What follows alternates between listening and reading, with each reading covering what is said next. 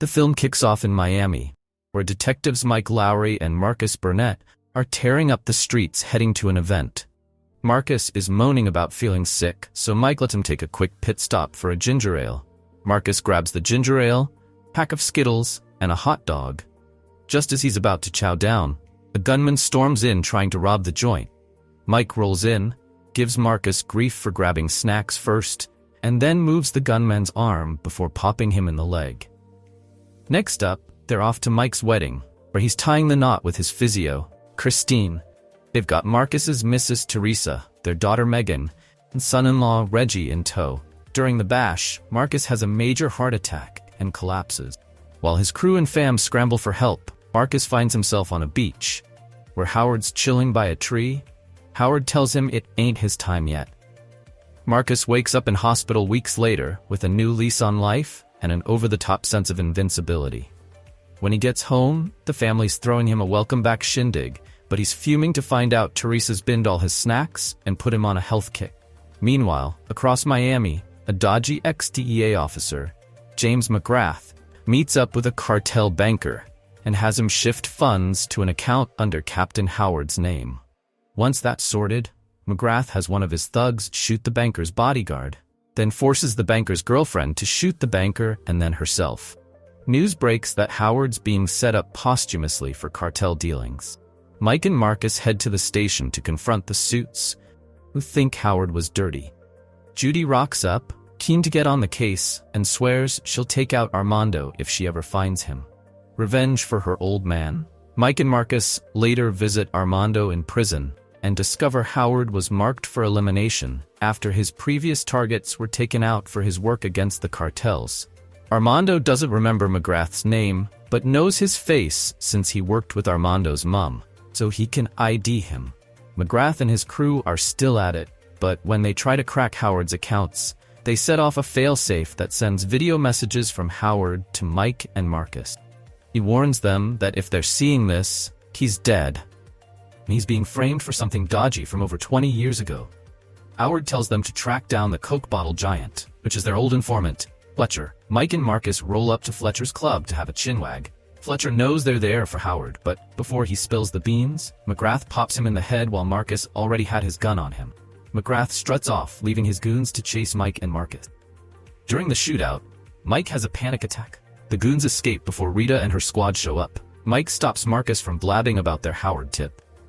The lads then take surveillance pics and footage to Kelly and Dorn, who help them crack a scan code for another message from Howard. He digs deeper into his cartel case, revealing he kept Mike and Marcus out of it, because 2 other detectives were put on it and got whacked.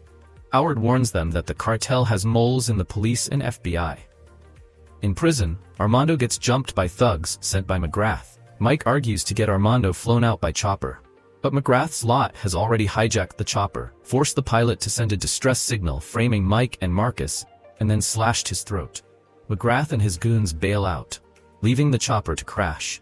Mike and Marcus battle the remaining goons, while trying to keep Armando from falling out of the chopper. After freeing him, Armando helps them crash land into a lake. With the crash site being examined and the distress signal received, Mike, Marcus, and Armando are all marked as wanted fugitive. McGrath slaps a huge bounty on their heads across Miami. Mike and Marcus, on the run, get Armando's tips on staying hidden. Marcus sees it as a chance for Mike to bond with his son, but both just want to clear their names. They hit a trailer park to nab some clothes from rednecks, but get caught and held at gunpoint until Armando hotwires a truck and makes a getaway. After heading back into Miami, the truck conks out. Mike gives Tabitha a bell and arranges to meet her at her club in exchange for some firearms, gear, and a set of wheels. When they arrive, Tabitha pretends to lend a hand, but is actually stalling to lure in other gangsters who'll nab the trio for the bounty. Just as they're being hauled outside, rival gangsters arrive to take out the captors, including Manny the Butcher, who's itching for revenge after Mike smashed his hand with a meat hammer.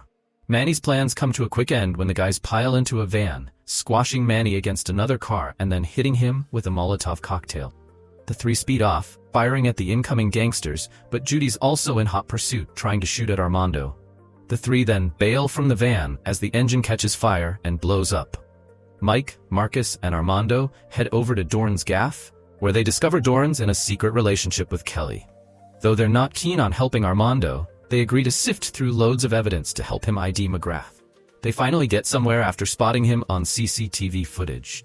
Doran digs up McGrath's backstory, finding out that McGrath and his team were taken hostage by the cartel, and he turned them in after being tortured, leaving him as the only survivor. Mike gives Rita the heads up about McGrath.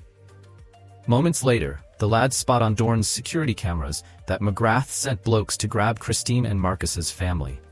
While Mike tries to reach Christine, Marcus contacts Reggie and warns him of the threat. Reggie hides Teresa, Megan, and little Marcus safely while he grabs his gun and shows off his combat skills, taking out 15 goons and keeping the family safe, finally earning Marcus's respect.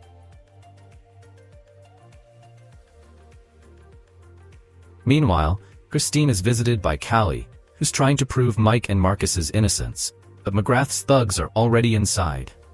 McGrath calls Mike, saying he'll return Christine and Callie unharmed if Mike hands over Armando and all of Howard's evidence. Armando's ready to turn himself in, but Mike's got another plan since he knows who's been feeding McGrath intel on their whereabouts. Mike calls Rita again while she's with Lockwood to give her the heads up. She says she's heading to the station, and Mike insists on coming along. In the lift, Rita figures out Lockwood's in cahoots with McGrath. Lockwood tries to off her, but Kelly and Doran swoop in just in time to take him down.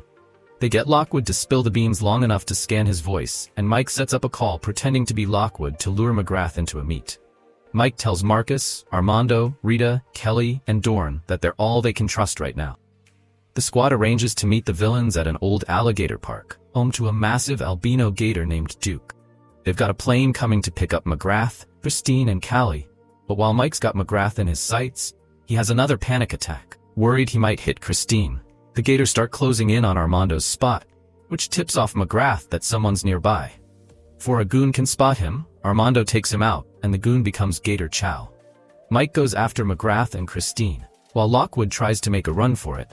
The others get stuck in a shootout with McGrath's crew. Lockwood makes a move to hijack the plane. Rita shoots it down, crashing it into a building. Lockwood manages to shoot Doran in the arm and tries to take out Rita.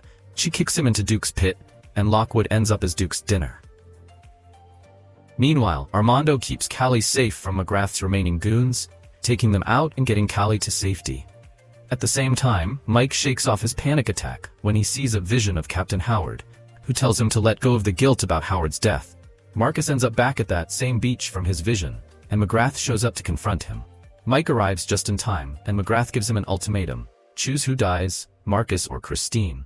Mike, hinting at Marcus's belief that he can't die, tells McGrath that one of them can't die before shooting Marcus in his bulletproof vest to get a clean line on McGrath.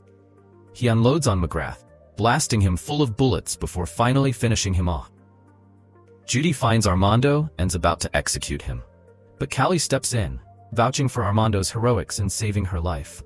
Judy backs down and lets Armando go, while Mike helps him find a way out. With the authorities arriving to clean up and arrest McGrath's remaining goons, news reports confirm that Howard's name has been cleared. Mike, Marcus, and their families gather at the park for a barbecue. As Mike and Marcus bicker over the grill duties, Reggie shows up with his chicken and asks if he can handle the grilling. The bad boys give him a hard time at first, but then remember Reggie's heroics in taking out McGrath's henchmen and saving the family. They give him the nod, and Reggie grins with satisfaction. Now, hit subscribe button if you are satisfied with the recap,